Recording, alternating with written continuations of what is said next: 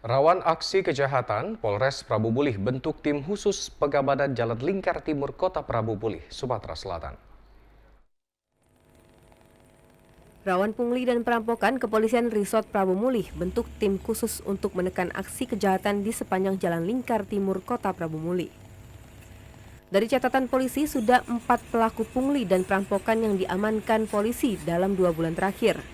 Wakapolres Prabu Mulih, Kompol Mario menegaskan akan melakukan tindakan tegas dan terukur kepada para pelaku kejahatan yang masih nekat beraksi. Dirinya mengingatkan para pelaku kejahatan agar tidak main-main di wilayah Prabu Mulih.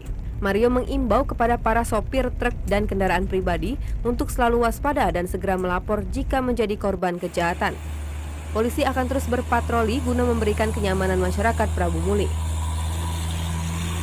Selain itu juga kita juga sudah membentuk tim khusus yang kerjanya, yang tugasnya untuk menjaga sekitaran Jalan Lingkar supaya kejadian-kejadian ini tidak terjadi lagi di daerah Jalan Lingkar.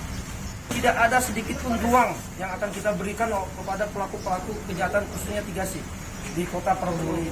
Stop untuk melakukan tindak pidana 3C di Kota Prabu Mulih. Kalau enggak, kami akan melakukan tindakan tegas dan terukur. Sebagai tambahan informasi, saat ini kendaraan yang akan melintas di wilayah Prabu Mulih, khususnya kendaraan pribadi, dialihkan sementara melalui Jalan Lingkar. Hal itu karena adanya pembangunan flyover Pati Galung, serta diterapkan peraturan Wali Kota Prabu Mulih. Holdi Afriansyah, TVRI Sumsel melaporkan.